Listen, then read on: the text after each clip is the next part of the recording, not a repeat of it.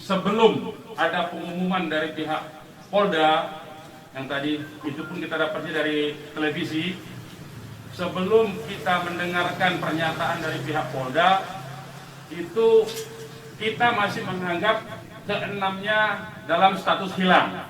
Makanya pernyataan kita yang pertama keluar itu adalah pernyataan statusnya masih dalam keadaan hilang, kita sebutkan. Karena itu pernyataan dibuat pagi hari, ya, sebelum kita mendengar kabar bahwa keenamnya sudah syahid.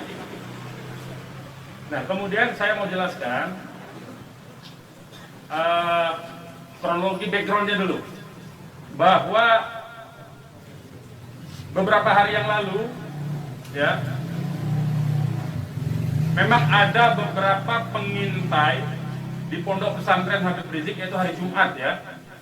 Hari Jumat itu ada beberapa pengintai yang ditugaskan oleh institusi resmi negara. Ya, saya tidak mau sebut. Oleh institusi resmi negara yang ditugaskan mengintai 24 jam. Mereka menggunakan drone dan peralatan canggih lainnya. Dan kemudian ada komunikasi dari laskar yang menjaga Pondok Pesantren Habib Rizik di Megamendung itu dengan para pengintai. Karena kebetulan mereka terjebak dengan cara pengintaian mereka sendiri yang tidak profesional. Ada komunikasi antara laskar penjaga markas Syariah Megamendung dengan para pengintai. Ya, ada 3 orang yang berhasil dikomunikasikan dan kita mendapatkan semua data-datanya. Ya, data-datanya kita dapatkan semua, identitasnya kita dapatkan semua, dan ternyata pengintaian itu bukan cuma terjadi di Megamendung, di lokasi Pondok Pesantren Habib Rizik, tetapi juga di Petamburan sini. Posisinya di sebelah sana, ya, posisi para pengintai. Ada foto-fotonya kita dapatkan. Kemudian juga di Sentul yang sempat dilakukan aksi demonstrasi. Artinya yang saya mau sampaikan di sini, Habib Rizik sejak kepulangannya memang diintai 24 jam. Ada 30 orang. Masih di Sentul, 10 orang di Megamendung. Jadi kita sudah tahu sebetulnya. Ya, kita sudah tahu. Nah, setelah proses hari Jumat itu, beliau bersama keluarga meninggalkan tempat istirahat beliau, tempat pemulihan beliau yang tadinya di Megamendung, beliau pindah ke Sentul. Ya, pindah ke Sentul.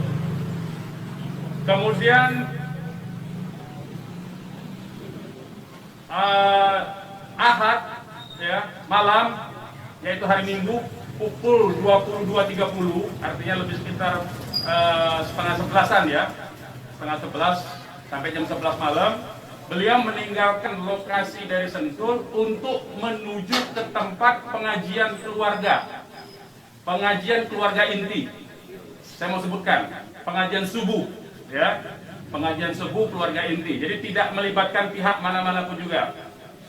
Dengan 4 mobil keluarga. Di dalam mobil ada istri beliau, ada anak dan ada menantu. Artinya ada perempuan di dalam mobil itu. Dan ada cucu beliau. 2 orang masih bayi, 3 orang balita. Ya. Jadi di rombongan Habib Rizik itu ada balita, ada bayi dan masih belum 1 tahun, dan ada balita. Itu yang saya mau tegaskan. Jadi ini adalah perjalanan keluarga biasa. Beliau mau melakukan pengajian keluarga saja, karena biasa pengajian subuh keluarga. Ya. Nah, di dalam perjalanannya lebih kurang pukul 12.30, artinya setengah 1 malam, rombongan beliau dengan dikawal. Beliau menggunakan keluarga menggunakan 4 kendaraan roda 4 dan dikawal oleh 4 mobil juga oleh laskar. Ya. Nah, di dalam perjalanan ada orang yang menguntit sejak dari keluarnya beliau dari Sentul itu. Ya, terus dikuntit dan akhirnya para penguntit ini berusaha memotong, entah apa tujuannya. Kita sebut karena kita tidak tahu apakah dia petugas resmi atau bukan, karena dia tidak berseragam, ya. Harus disebut tidak berseragam. Ini orang-orang tidak berseragam. berusaha memotong rombongan, ya, dan menyetop kendaraan.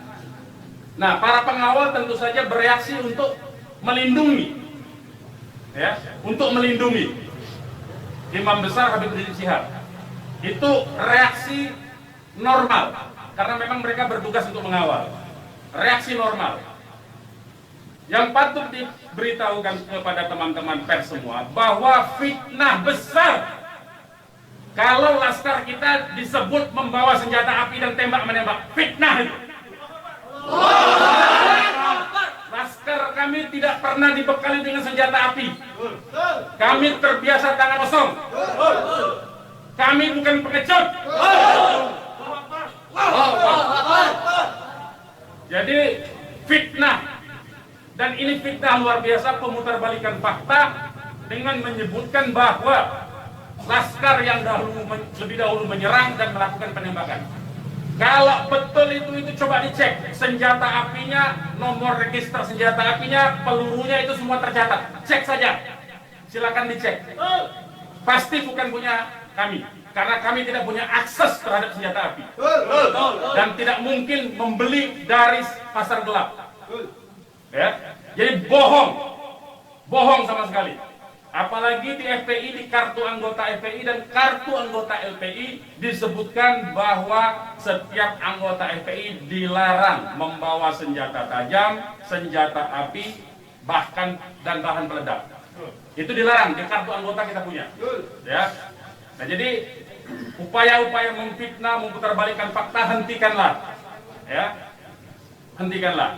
Nah, kemudian kejadiannya, ya, kenapa kami menyatakan laskar kami dalam keadaan hilang? Karena memang kami belum tahu keberadaannya di mana. Itu membuktikan bahwa mereka dibunuh dan dibantai. Ya. Kalau sejak awal tembak menembak itu berarti dia tewasnya di tempat dong. Tewas di tempat pasti banyak. Semalam saya sendiri sampai jam 3 sudah ngecek dengan teman-teman yang di lapangan, tidak ada jenazah di situ, tidak ada keramaian di situ. Yang ada justru petugas aparat setempat yang ada di lokasi yang diperkirakan di sekitar pintu tol Karawang Timur. Ya, di tengah malam itu saya suruh cek. Begitu saya mendengar ada berita terjadi ada laskar kita yang ditembak, kita suruh cek ke pintu tol Karawang Timur. Ternyata tidak ada mobil laskar di situ. Mobil laskar tidak ada, jenazah tidak ada. Kalau itu memang tembak menembak dan tewas di tempat, itu pasti ada jenazah di situ. Pasti membutuhkan proses lama untuk evakuasi di situ. Tetapi ini tidak ada. Dan bahkan saudara-saudara perlu ketahui, teman-teman media, sempat salah satu laskar mengirimkan voice note rintihan dari salah satu laskar kita yang ditembak. Itu artinya apa? Itu artinya laskar kami dibawa ke satu tempat dan dibantai di tempat itu. Dibantai di tempat lain. Itu artinya. Dan kemudian waktu kemudian setelah voice note terkirimkan, tidak ada lagi HP dari laskar 6 orang itu yang aktif kita hubungi. Kita sudah cari sampai pagi tadi, sampai siang tadi sebelum pengumuman dari pihak Polda, kita sudah cari kemana-mana, ke rumah sakit kita cari, ke kantor polisi kita cari, karena kita anggapnya itu orang hilang. Dan ternyata kemudian ada pengumuman bahwa seperti yang dinyatakan fitnah, yang menyatakan tembak menembak itu. Ya. Nah, jadi sekali lagi saya mau katakan tidak betul, ya, berdasarkan fakta-fakta dan kronologi yang saya sampaikan bahwa terjadi tembak menembak dan laskar memiliki senjata api, itu tidak betul sama sekali. Itu fitnah besar terhadap kami, fitnah besar terhadap umat Islam. Kami anggap itu upaya memutarbalikkan fakta yang tidak pada tempatnya. Saudara-saudara harus diperhatikan, ini 6 orang, ya, 6 orang wafat dibantai. Keluarganya ada 1 di dalam, ya, ibunya ada 1 di dalam, ada 1 orang tuanya laki-laki sedang sholat di masjid. Ya, ini anak-anak kita tahu persis. Anak-anak ini hanya bentuk kecintaannya mengawal pimpinan kami, imam besar, hanya bentuk pengabdian, tidak memiliki agenda apapun, tidak memiliki senjata api, tidak memiliki bahan peledak dan segala macam bentuk senjata lainnya. Dari kami, saya kira itu